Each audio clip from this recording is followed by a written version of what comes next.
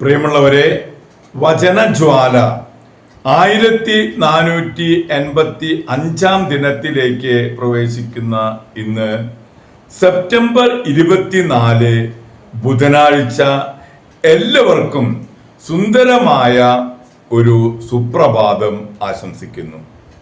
നമ്മൾ ഇന്നത്തെ വചനവായനയിൽ പ്രഭാഷകന്റെ പുസ്തകം 18-ാം അധ്യായം 1 മുതൽ 19 വരെയുള്ള തിരുവാക്യങ്ങൾ നാം ശ്രവിക്കാം.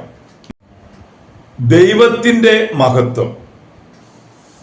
എന്നേക്കും ജീവിക്കുന്നവൻ പ്രപഞ്ചം സൃഷ്ടിച്ചു. കർത്താവ് മാത്രമാണ് നീതിമാൻ.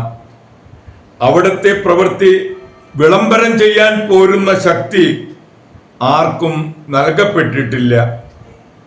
അവിടുത്തെ മഹത്തായ പ്രവൃത്തികൾ അളക്കാൻ ആർക്ക് കഴിയും? അവിടുത്തെ മഹത്വപൂർണമായ ശക്തി തിട്ടപ്പെടുത്താൻ ആർക്ക് കഴിയും? അവിടുത്തെ കാരുണ്യം വർണ്ണിക്കാൻ ആർക്ക് കഴിയും? അവ കൂട്ടുകയോ കുറയ്ക്കുകയോ സാധ്യമല്ല. അവിടുത്തെ അത്ഭുതങ്ങളെ അളക്കാൻ ആർക്കും കഴിയുകയില്ല. മനുഷ്യന്റെ അന്വേഷണം അങ്ങേയറ്റത്തെത്തിയാലും അവൻ ആരംഭത്തിൽ തന്നെ നിൽക്കുകയേ ഉള്ളൂ. അവന് അത് എന്നും ഒരു പ്രഹേളികയായിരിക്കും. മനുഷ്യൻ എന്താണ്? അവനെ കൊണ്ട് എന്ത് പ്രയോജനം? എന്താണ് അവനിലെ നന്മയും തിന്മയും? മനുഷ്യൻ 100 വയസ്സുവരെ ജീവിച്ചാൽ അത് ദീർഘായുസ്സാണ്. നിത്യതയോട് തുലനം ചെയ്യുമ്പോൾ ഈ ഏതാനും വത്സരങ്ങൾ സമുദ്രത്തിൽ ഒരു തുള്ളി വെള്ളം പോലെയും ഒരു മണൽത്തരി പോലെയും മാത്രം. അതിനാൽ കർത്താവ് അവരോട് ക്ഷമിക്കുകയും അവരുടെ മേൽ കാരുണ്യം വർഷിക്കുകയും ചെയ്യുന്നു.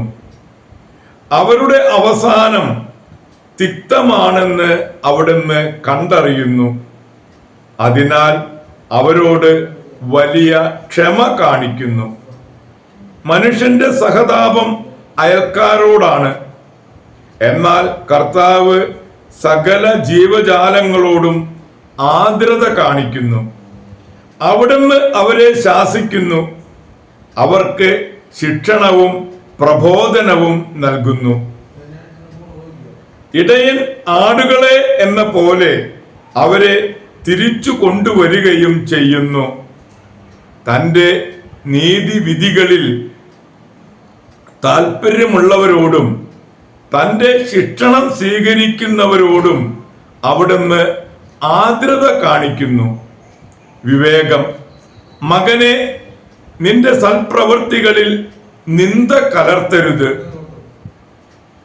സമ്മാനം നൽകുമ്പോൾ വേദനാജനകമായി സംസാരിക്കരുത്. മഞ്ഞ് കഠിനമായ ചൂട് കുറയ്ക്കുന്നില്ലേ? നല്ല വാക്ക് ദാനത്തേക്കാൾ വിശിഷ്ടമാണ്. നല്ല വാക്ക് വിലയിട്ട സമ്മാനത്തെ അതിശയിക്കുകയില്ലേ? കാരുണ്യവാനിൽ ഇവ രണ്ടും കാണപ്പെടുന്നു. ഭോഷൻ കാരുണ്യരഹിതനും നിന്ദകനുമാണ്. വിദ്വേഷത്തോടെയുള്ള ദാനം കണ്ണിന്റെ തിളക്കം കെടുത്തുന്നു. കാര്യം ഗ്രഹിച്ചതിന് ശേഷം സംസാരിക്കുക. രോഗം പിടിപെടുന്നതിന് മുൻപ് ആരോഗ്യത്തെക്കുറിച്ച് ചിന്തിക്കുക. ദൈവത്തിന്റെ തിരുവചനമാണ് നാം ശ്രവിച്ചത്. ആഗോള കത്തോലിക്ക സഭയിൽ ഇന്ന് കാരുണ്യമാതാവ് അഥവാ വീണ്ടെടുപ്പ് മാതാവിനെ അനുസ്മരിക്കുന്ന സുദിനമാണ്. കാരുണ്യമാതാവിന്റെ സംരക്ഷണത്തിൽ വിശുദ്ധ പീറ്റർ പ്രിയമുള്ളവരെ, ആഗോള കത്തോലിക്ക സഭയിൽ ഇന്ന് കാരുണ്യമാതാവ് അഥവാ വീണ്ടെടുപ്പ് മാതാവിനെ അനുസ്മരിക്കുന്ന സുദിനമാണ്. കാരുണ്യമാതാവിന്റെ സംരക്ഷണത്തിൽ വിശുദ്ധ പീറ്റർ നൊളാസ്കോ സമാരംഭിച്ച സന്യാസ സഭയാണ് ആദ്യമായി ഈ തിരുനാൾ കൊണ്ടാടാൻ അനുമതി ചോദിച്ചത്.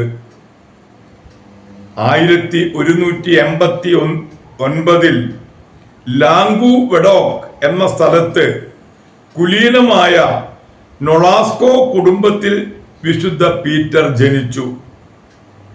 22-ാം വയസ്സിൽ കന്യകാത്വം നേരുകയും കുടുംബ സ്വത്തിൽ തനിക്കുണ്ടായിരുന്ന ഓഹരി മുഴുവനും അടിമകളുടെ മോചനത്തിനുള്ള ഒരു സന്യാസ സഭ സ്ഥാപിക്കുവാൻ മാറ്റിവെക്കുകയും ചെയ്തു. താമസിയാതെ ദൈവഹിതം സ്പഷ്ടമാക്കപ്പെട്ടു. കന്യകാമറിയം ഒരേ രാത്രി തന്നെ വിശുദ്ധ പീറ്റർ നൊളാസ്കോ, ആരഗോണിലെ രാജാവ് ജെയിംസ് എന്നിവർക്ക് പ്രത്യക്ഷപ്പെട്ട് തങ്ങളുടെ പദ്ധതി ധൈര്യപൂർവം മുന്നോട്ട് കൊണ്ടുപോയിക്കൊള്ളുക എന്ന് ഉപദേശിച്ചു. വളരെയേറെ എതിർപ്പുകൾ ഉണ്ടായിട്ടും കാരുണ്യമാതാവിൻ്റെ അഥവാ വീണ്ടെടുപ്പ് മാതാവിൻ്റെ സഭ എന്ന നാമത്തിൽ ഒരു പുതിയ സഭയ്ക്ക് 9-ാം ഗ്രിഗറി മാർപ്പാപ്പ 1218 അനുമതി നൽകി. അതിവേഗം ഈ സഭ വളർന്നു വന്നു. അടിമകളെ സ്വതന്ത്രമാക്കുവാൻ വേണ്ട സംഖ്യ ധർമ്മമായി പിരിച്ചെടുക്കാൻ അംഗങ്ങൾ അത്യന്തം അധ്വാനിച്ചു. ഒപ്പം അംഗങ്ങളുടെ ദൈവഭക്തിയും ദൈവസ്നേഹവും വളർന്നുകൊണ്ടിരുന്നതിനാൽ സഭയുടെ പ്രശസ്തി അന്യാദൃശ്യമായി. അംഗങ്ങളിൽ ചിലർ സ്വയം അടിമകളായിക്കൊണ്ട് അടിമകളെ സ്വതന്ത്രമാക്കിയിരുന്നു. കാരുണ്യമാതാവിൻ്റെ അനുഗ്രഹങ്ങൾക്ക് നന്ദി പ്രകാശിപ്പിക്കാനാണ് കാരുണ്യമാതാവിൻ്റെ തിരുനാൾ സ്ഥാപിച്ചത്. 3-ാം ഇന്നസെന്റ് മാർപ്പാപ്പ ഈ തിരുനാൾ സാർവത്രിക സഭയിൽ ആഘോഷിക്കാൻ അനുമതി നൽകി. വിശുദ്ധ പീറ്റർ നൊളാസ്കോയും അദ്ദേഹത്തിൻ്റെ യോദ്ധാക്കളും പുരോഹിതരായിരുന്നില്ല. എങ്കിലും അയൽക്കാരൻ്റെ ആത്മരക്ഷയും സുഖവും തങ്ങളെയാണ് ഏൽപ്പിച്ചിരിക്കുന്നതെന്ന് കരുതി ഈ യോദ്ധാക്കൾ അധ്വാനിച്ചു. ആത്മരക്ഷയ്ക്കായി പ്രവർത്തിക്കാൻ ഇത് ഏവർക്കും പ്രചോദനമായിരിക്കട്ടെ. പ്രിയമുള്ളവരെ, ഓരോ ദിവസവും മറിയത്തിൻ്റെ സംരക്ഷണം നമുക്കും സ്പഷ്ടമായി കാണാം. നമ്മൾ അവിടുത്തെ മക്കളാകാൻ ആഗ്രഹിക്കുമ്പോൾ അവിടുന്ന് നമ്മുടെ അമ്മയായിരിക്കാൻ അതീവ തൽപരയാണ്. പ്രിയമുള്ളവരെ, ഇന്ന് നമ്മൾ കാരുണ്യമാതാവിൻ്റെ അഥവാ വീണ്ടെടുപ്പ് മാതാവിൻ്റെ തിരുനാൾ ആഘോഷിക്കുന്ന ഈ സുദിനത്തിൽ മാതാവിൻ്റെ പ്രത്യേകം മാധ്യസ്ഥം നമുക്ക് യാചിക്കാം. നമ്മുടെ അമ്മ മാതാവ് നമ്മളെ ഓരോരുത്തരെയും അമ്മയുടെ നീലക്കാപ്പയിൽ പൊതിഞ്ഞ് സംരക്ഷിക്കട്ടെ. എല്ലാവർക്കും ഈ തിരുനാളിൻ്റെ മംഗളങ്ങൾ നേരുന്നു. ഒരു നല്ല ബുധനാഴ്ച ആശംസിക്കുന്നു. ദൈവം നമ്മെ ഓരോരുത്തരെയും സമൃദ്ധമായി അനുഗ്രഹിക്കട്ടെ.